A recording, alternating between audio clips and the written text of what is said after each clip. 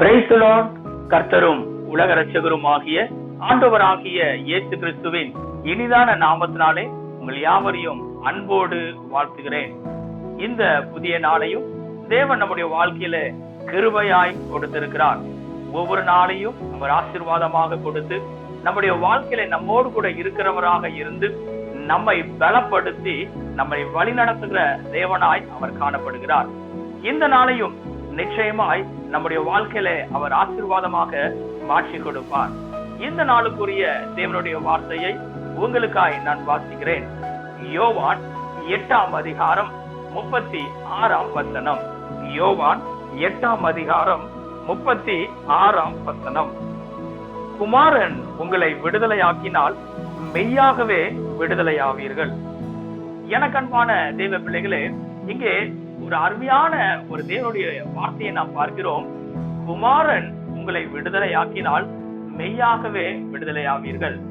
ஆண்டவராகிய இயேசு கிறிஸ்து உங்களை விடுதலையாக்கினால் நீங்கள் மெய்யாகவே விடுதலையாவீர்கள்.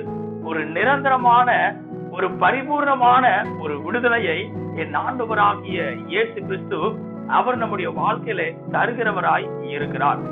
இந்த உலகத்திலே அநேக மனிதர்கள் விடுதலைக்காக அலைந்து கொண்டிருக்கிறார்கள்.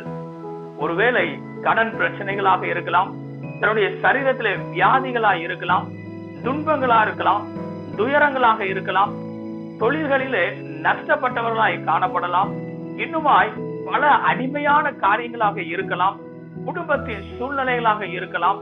ஆனால் பாருங்க, இப்படிப்பட்ட எல்லா காரியங்களிலும் இருந்து மனிதன் விடுதலையாக்கப்பட வேண்டும் என்று சொல்லி எண்ணிக்கொண்டே இருக்கிறான்.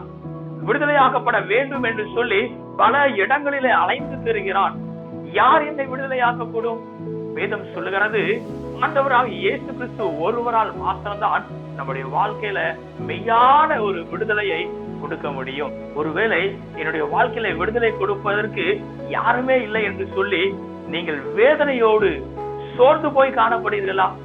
இன்றைக்கு ஆண்டவர் உங்களுடைய வாழ்க்கையில விடுதலை கொடுக்கிற வல்லமையுள்ள தேவனாய் அவர் இருக்கிறார்.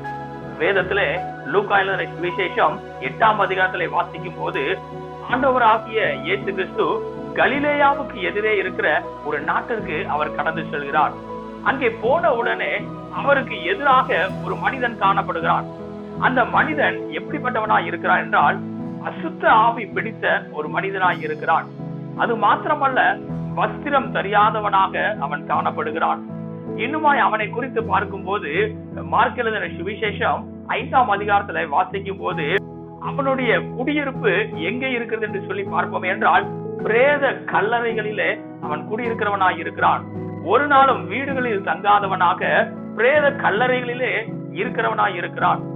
அவன் அங்கே இருக்கிற கல்லுகளினாலே தன்னை காயப்படுத்திக் கொள்ளுகிறவனாய் இருக்கிறான்.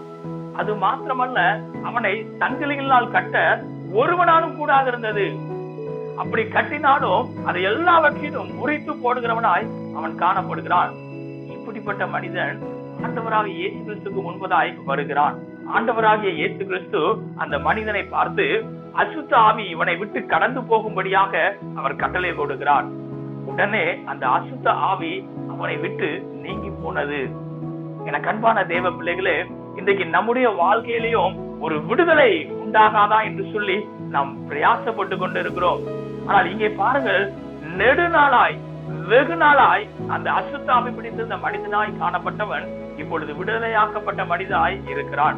அவன் எப்படி இருக்கிறான் என்று சொல்லி பார்க்கும்போது வேதம் சொல்லுகிறது, அவன் இயேசுவின் பாதத்தை அருகே இருந்தவனாக, வஸ்திரம் தரித்தவனாக, புத்தி தெளிந்தவனாய் காணப்படுகிறான். என் ஆண்டவராக இயேசு கிறிஸ்து ஒருவரால் மாத்திரம்தான் இப்படிப்பட்ட ஒரு பெரிய ஒரு விடுதலையை கொடுக்க முடியும்.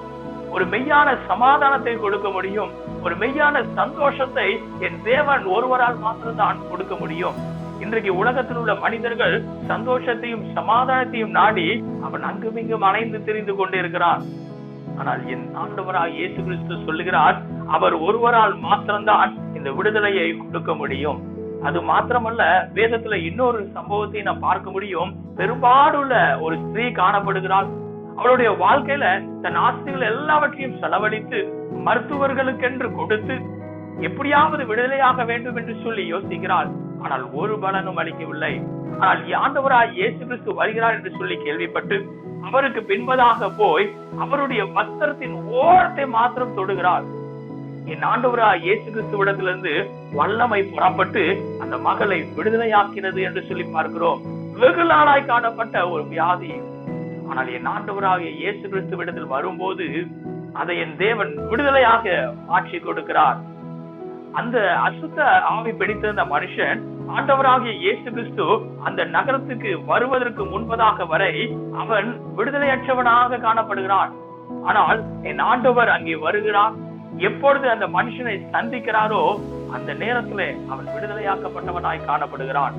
இன்றைக்கும் நம்முடைய வாழ்க்கையில என் ஆண்டவராகிய இயேசு கிறிஸ்து உங்களுக்கு விடுதலை கொடுக்கிற தேவனாய் இருக்கிறார். அவரை சந்திக்க நீங்கள் ஆயத்தம் உள்ளவர்களாய் காணப்படுகிறீர்களா? இன்றைக்கு விடுதலைக்காய் அங்கெங்கும் அணைந்து கொண்டிருக்கிற நாம் தேவனிடத்திலே கடந்து வருவோம். என் ஆண்டவராகிய இயேசு கிறிஸ்துவில் கடந்து வரும்போது அவர் நமக்கு மெய்யான விடுதலையை கொடுக்கிற தேவனாய் அவர் இருக்கிறார். இன்றைக்கு விடுதலையை விரும்புகிறோம். ஆண்டவருடைய சமூகத்திலே கடந்து வருவோம், விடுதலையை பெற்றுக்கொள்வோம். இந்த காலை வேளையில தேவனுடைய சமூகத்திலே நம்மை அர்ப்பணிப்போமா? செபிக்கலாம். கிருபையும் இரக்கமும் நிறைந்த எங்கள் அன்பின் பிதாவே, இந்த ஆசீர்வதிக்கப்பட்டதான நல்ல காலை வேளைக்காய் நன்றியோடு உம்மை துதிக்கிறோம், உம்மை ஸ்தோத்திரிக்கிறோம். குமாரன் உங்களை விடுதலையாக்கினால் மெய்யாகவே நீங்கள் விடுதலையாவீர்கள் என்று சொல்லி உடைய வேதத்தின் வார்த்தைகளை நாங்கள் பார்க்கிறோம். இன்றைக்கும் இதை பார்த்து கொண்டிருக்கிற, இதை கேட்டுக் கொண்டிருக்கிற ஒவ்வொரு ஜனங்களுடைய வாழ்க்கையிலும் ஏதோ ஒரு காரியத்துல விடுதலை வேண்டும் என்று சொல்லி அவர்கள் செபிப்பார்கள் என்றால் என் தேவன் அவருடைய வாழ்க்கையில விடுதலையை கொடுக்கிற தேவனாய் நீர் இருப்பீராக என்று சொல்லி நாங்கள் செபிக்கிறோம். உம்மாலே மாத்திரம்தான் விடுதலையை கொடுக்க முடியும் என்று நாங்கள் சொல்லி பார்க்கிறோம். என் தேவன் அற்புதத்தை ஒவ்வொரு பிள்ளையுடைய வாழ்க்கையிலும் செய்வீராக.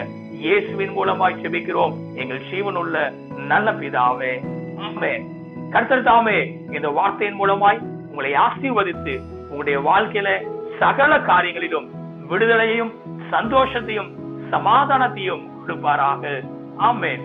God bless you.